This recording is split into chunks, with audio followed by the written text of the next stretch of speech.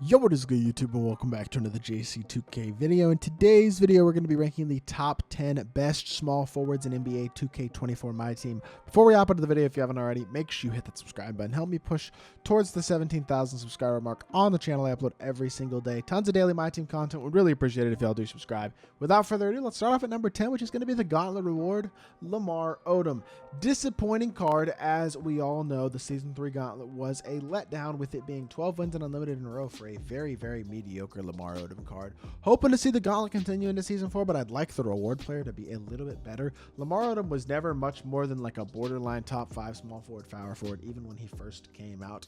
And while he is a decent all-around card, none of his stats jump off the page at you as being amazing, and honestly, neither do his badges outside of Bulldozer, Posterizer, and Corner Specialist on off, I guess. He has all of his badges upgradable, which is a W. If you want to fully upgrade a Lamar Odom, he's going to be a lot better. But in general, for the majority of people, honestly, the card is not that great. He's not bad. He's very usable, but he's not elite.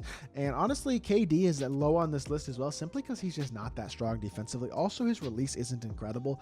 KD's animations this year just have not been that incredible. His fade is really good, and, well, it's really glitchy. It's hard to contest. It's hard to green as well, but it is a very good fade if you get used to it. And he's got elite size, hotspots everywhere. If you have him fully badged up with improved defensive badges, slashing badges, playmaking badges, all that type of stuff, he's gonna be a dog, no doubt about it. He's still a very good card. I just think he's a tiny bit outdated in terms of, well, to a certain extent, some of his stats, but also more so the badges, and especially the animations. Release isn't great, movement isn't incredible. He's just not that hot of a card at this point in the game, and I do think he will wind up becoming a better, I think he'll get a better card pretty soon, to be honest. Well, he's a 94 overall, so maybe not. I don't know. I could see him getting a pink diamond relatively soon. At the number 8 spot, I'm going to go with Andrew Wiggins. I'm a big fan of this Wiggins card, man. I think he's super viable at small forward. He defends pretty well. He's super duper athletic, and he feels quick with the ball in his hands, moves pretty well. Release has improved this year. He's fast, very good finisher, nice shooter. Playmaking wise, I'm not unimpressed at all, even without speed booster. And then defensively, he's pretty good. I like the card. I think he shoots really well. I think his athleticism is awesome. I think he feels fast. The LeBron dribble style is good. I like the card a lot. I'm a big fan of Andrew Wiggins. I think he's a really, really good card. I love the athletic ability. That's my favorite part about the card, probably, but I would put him in the number 8 spot. Number 7, I would go OG Anobi, who I think is just another slightly better Amethyst. OG gives you more of the typical 3-and-D mold. He's not quite as athletic, but still 90 driving dunk, gold precision dunker, posterizer, silver bulldozer ain't too bad. He's got some decent shooting badges. Playmaking, there isn't as much of it, but defensively, he has half challenger, half clamps. A little more versatile defensively with the badges. Can guard on the interior pretty well, and a really nice release as well. Big fan of the release. It's smooth, straight up and down, easy to green. LeBron dribble style, like I said with Wiggins, is something I'm a big fan of, and he does give you legit slashing ability. By the way, OG Anobi got traded today to the Knicks. That's going to be fun to watch in real life. I thought I'd just shout that out real quickly because obviously we're talking about OG, but he just got traded to the Knicks. Going to be really interested to see how the Knicks play over the next few months as we go down the stretch of the season, because I think they look really good on paper now. Anyways, moving on. Jayson Tatum gets the number 6 spot on the list. Speaking of a current player in the Eastern Conference who is on a really good team, the Celtics are the best team in the league, and Jayson Tatum is still their best player. 10 Hall of Fame badges being precision dunker, posterizer, slithery, agent 3 blinders, midi magician, hyperdrive, killer combos, clamps, and off-ball pest.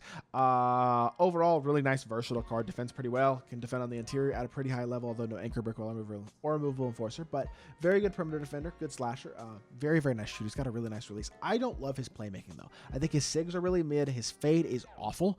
So, not a big fan of those animations outside of his jump shot. His jump shot is very good, but the rest of his shot creation is very limited, and honestly, that's one of the main reasons down on this list, especially because he's not quite as elite defensively as the guys we have above him, starting with Kawhi at 5, who is an absolute demon.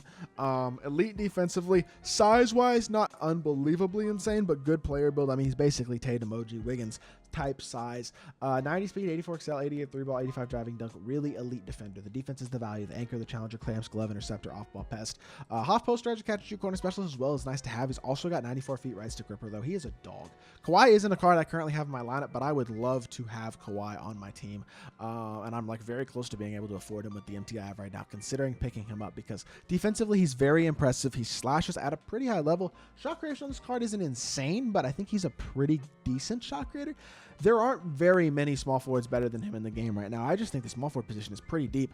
Now, My opinion on this card has shifted a little bit after using him a little bit more. I had him as high as the second best small forward in the game when I did gameplay with him yesterday. I think that was a little high.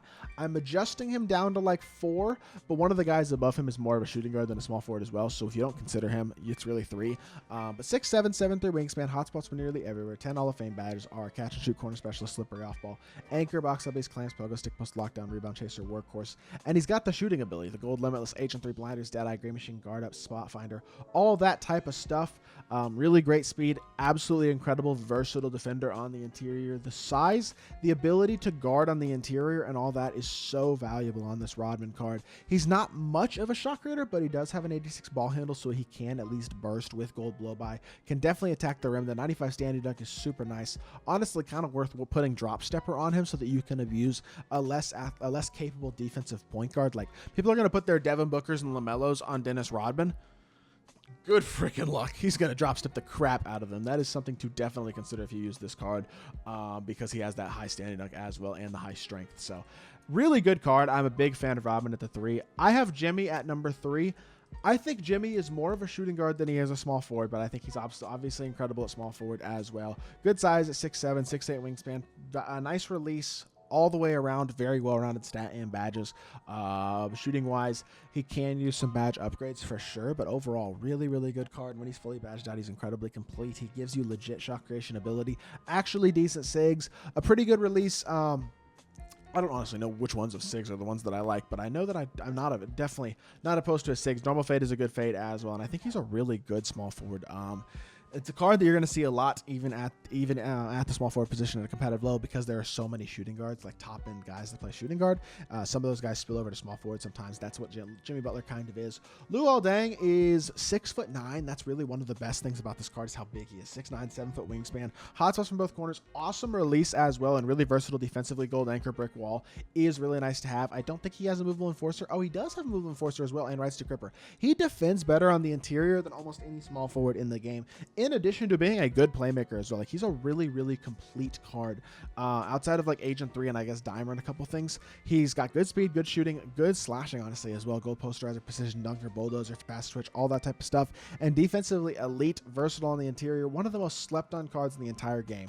I'm still so high on Luol Deng. He is an absolute beast. And then the final card, number 1, small forward, is still LeBron James. I do believe, despite certain players having better releases or better SIGs than LeBron, he is the most complete, best all-around small forward in the game. He's one of the very biggest small forwards in the game. 6'9", 7-foot wingspan, massive, wide, strong player build, incredibly versatile on the offensive and defensive end of the court, hotspots from everywhere, incredible speed, all the way around, just incredible stats. Every badge upgradable, super complete though, even with the base badges. If you just upgraded the badges he already has, which a ton of people have upgraded him, he has tons of Hall of Fame badges, tons of great badges. He's just so good. LeBron is one of those guys, man. I mean, there's certain cards this year, LeBron, Giannis, Kobe's going to be like that are just going to be on lineups for months and months because of how complete they are, how many hoffs people have put on them. LeBron is still the best small forward in the game, and it's going to take a pretty special card to unseat him, in my opinion, at the small forward position. It will happen at some point in the next month or so, I'm sure, but as of right now, LeBron is still the best small forward in my team, in my opinion. So that is going to do it for this video. Let me know what y'all think of the small forward position right now, who y'all are running, and if you did enjoy the video, make sure you hit that like button, leave a comment, and subscribe. I'll be back with more 2K content very, very soon, and I appreciate y'all. Peace.